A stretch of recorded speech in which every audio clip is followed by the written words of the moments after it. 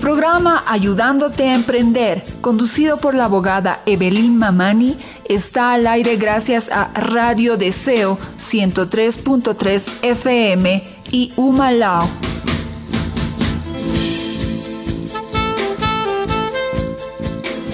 Ayudándote a ordenar tu emprendimiento, disminuir los errores y tomar mejores decisiones, afrontar las amenazas, aprovechar las oportunidades, superando debilidades y desarrollando tus fortalezas. Te apoyamos a que el tiempo, esfuerzo y dinero que has invertido te sea rentable, ayudándote a hacer realidad tus sueños.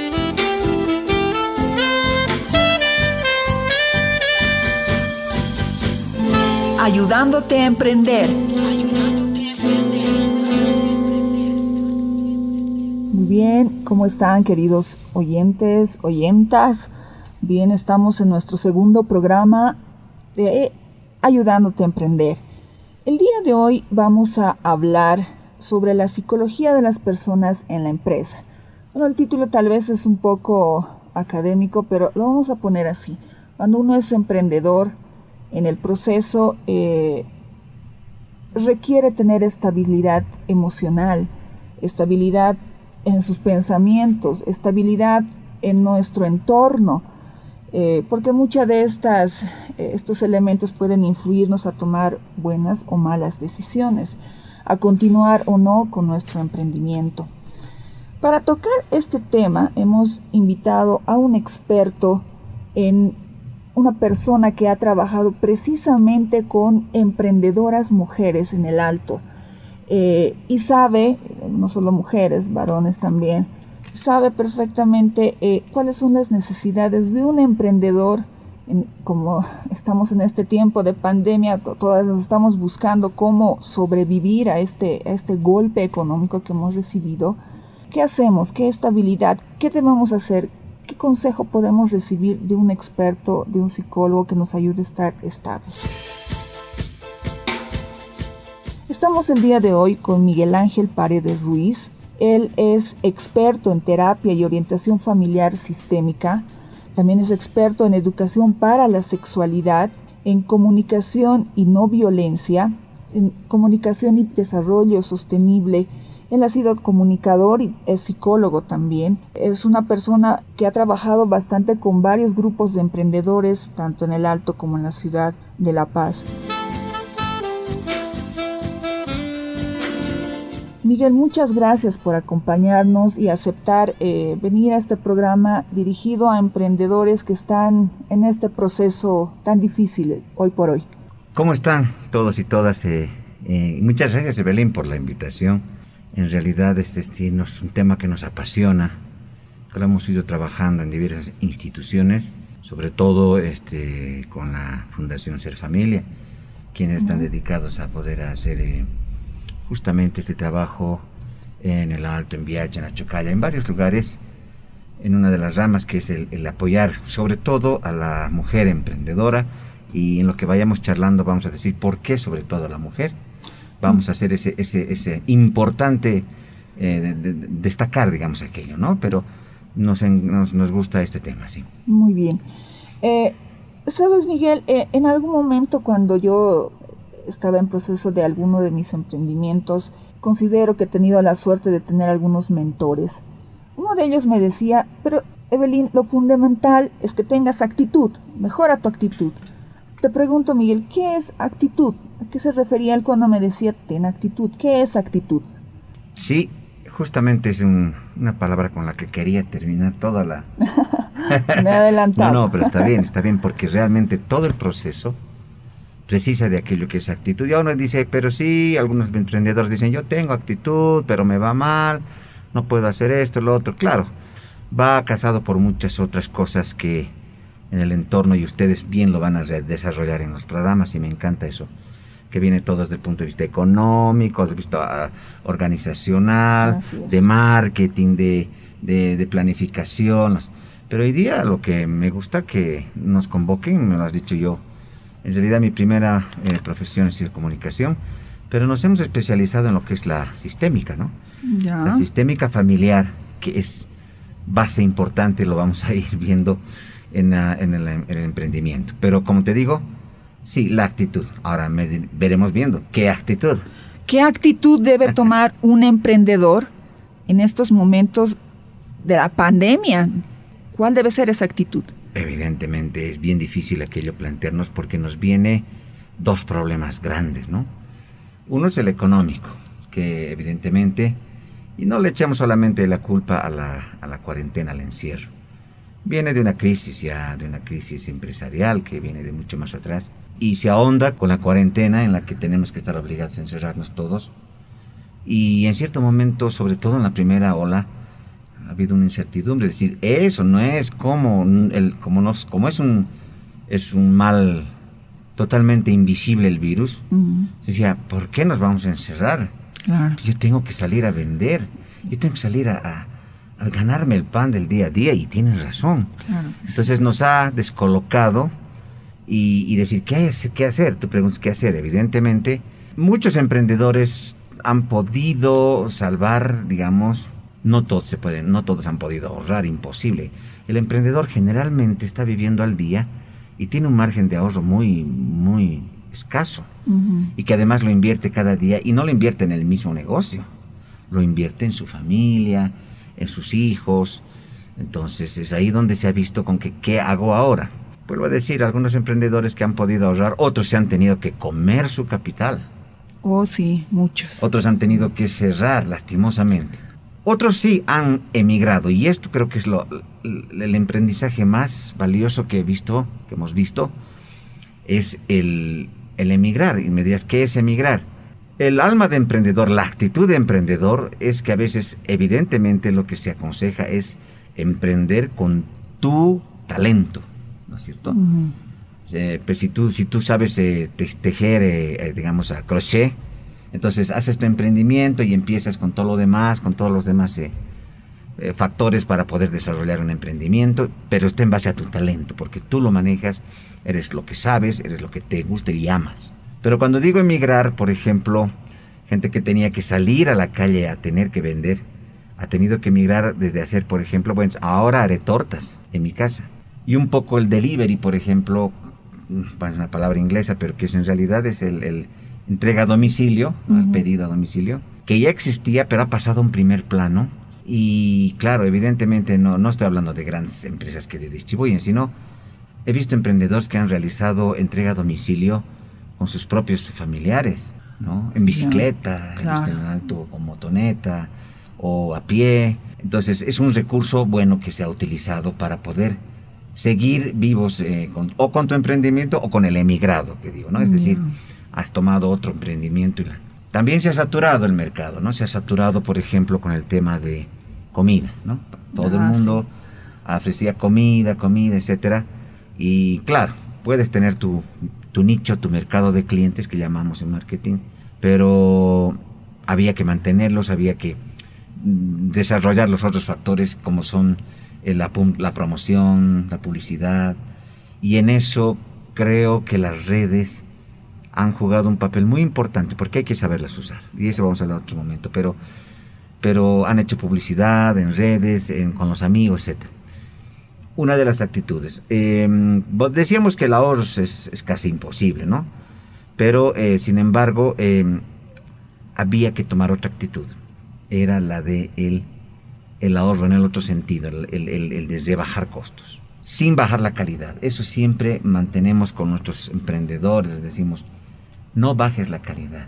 ¿Has escuchado cuando con tu familia, digamos, dices, mira, han abierto un nuevo restaurante, vas, rico, todo, comes, vas la siguiente semana y vacío porque la calidad de la comida ha bajado, etcétera?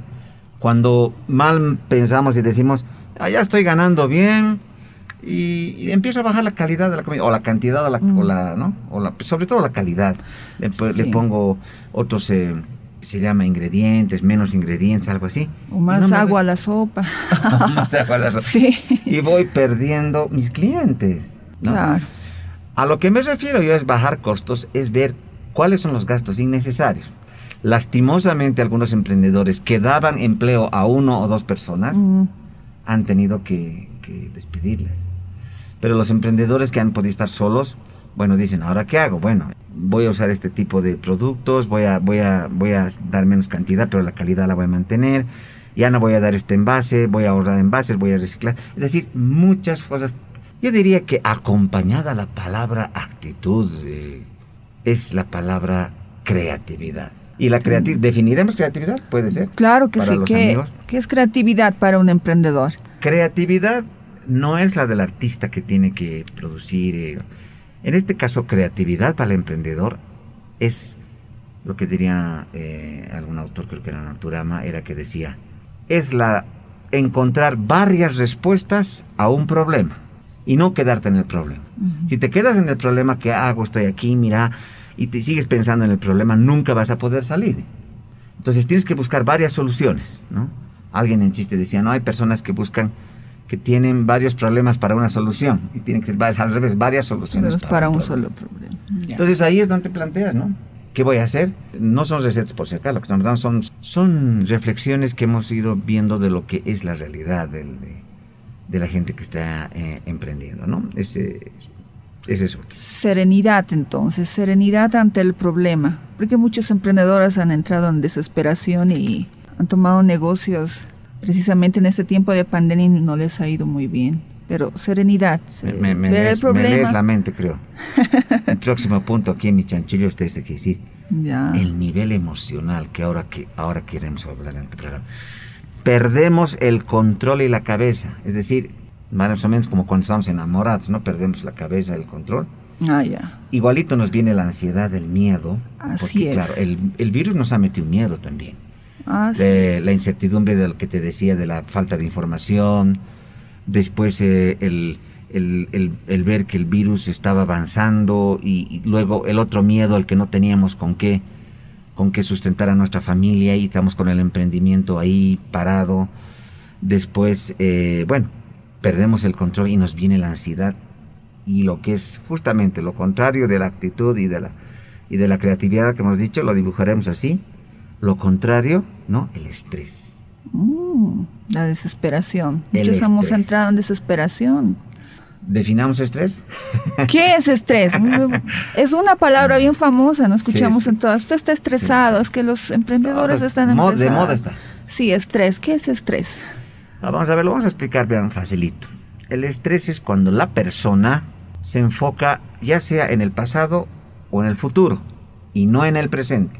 ¿Qué es esto? Empieza a pensar en el pasado, en cualquier situación, estoy hablando de pérdida, de duelo, de problema, de conflicto, dice, yo debería haber hecho, podía, ¿por qué no he hecho esto? Entonces, claro, te empiezas a preocupar de algo que quisiste hacerlo, no se hizo, sucedió, ya está. Ya pasó. Como dicen las abuelas, decían, no llores sobre la leche derramada, decían, ¿no ve? Ya está, pues ya está derramada, ya está, o sea, tienes que... Entonces eso nos pone en estado de angustia, porque estoy pensando, es como cuando pierdes una persona, dices, ¿cómo ha muerto tu tío, digamos? Dice, no, atropellado. Yo debía haber estado ahí para agarrarlo, no lo hubieran atropellado, yo podía haberle dicho que no vaya, igual con el emprendimiento hacemos lo mismo. Es como asumir una culpa retroactiva. Claro, ¿no? Buscamos culpables. Siempre en todo conflicto buscamos un culpable, ¿no? Ya. ¿Te has dado cuenta en las casas? Las familias dicen, ¿quién ha roto esto? O sea, no decimos cómo se ha roto, por qué, estás bien, no. ¿Quién? Entonces ¿Quién la culpabilidad. ha sido? La culpabilidad, ¿quién ha sido la culpa? Entonces nos autoculpabilizamos y decimos, debería haber ahorrado para estos tiempos de pandemia. ¿Acaso sabíamos? Debería haber hecho otro emprendimiento, debería haberme prestado plata, debería no haber gastado tanta harina para mi torta. Empezamos a hacer, y nos conflictuamos. El pasado. Ya está, el pasado. El otro lado es el futuro, ¿no? El futuro es el que decimos, ay, ¿y si me va mal? ¿Y si lo hago y no me va bien? ¿Y si, no? Y ahí casaremos la palabra actitud, con el que el emprendedor es el más arrojado de todos los gremios. Es la persona más audaz. Le pondremos con audacia, ¿no? Emprendimiento con audacia. Emprendimiento con audacia, qué lindo. Actitud con audacia. Audacia no es el ser hecho el capo, estamos hablando en términos bien sencillos, claro, para poder comprender, ¿no? El agresivo, el tipo que yo puedo todo y a mí no me nadie. No. El audaz es el que apuesta, cree en sí mismo primero. Y eso es autoestima. Esa actitud de autoestima, pues decía, es... Entonces, ahí donde uno tiene que pensar, sí, a ver, no me descontrolaré, no me estresaré, pues quiere decir que no me estaré amarrando al pasado, ni angustiando por el futuro, porque el futuro sí lo puedo planificar, pero no lo puedo definir ahorita. Entonces, el presente, ¿qué estoy haciendo ahorita? ¿Qué tengo ahorita? A ver, tengo 2 tazas de harina, tengo mantequilla, tengo mi jarabe, tengo el polvo de hornear, entonces haré la torta.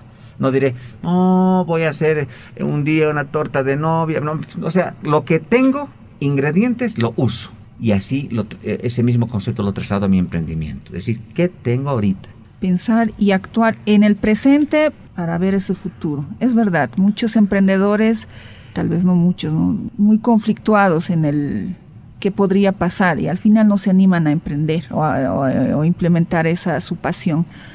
O están arrastrando situaciones incluso familiares. Y si digo familiares, ¿cómo afecta en el trabajo? ¿Cómo le afecta a un emprendedor las relaciones familiares en su desempeño mental, en esa su creatividad? Tal vez es una persona muy creativa, tiene mucha actitud, pero probablemente este emprendedor, esta emprendedora tiene por detrás una familia que no le apoye. ¿Cómo le afecta? La importancia de la familia. Debe haber una estabilidad familiar. Antes que pasemos esto, me olvidaba de un temita más. El tema de que te estés comparando como emprendedor, sí. No solo con otros emprendedores.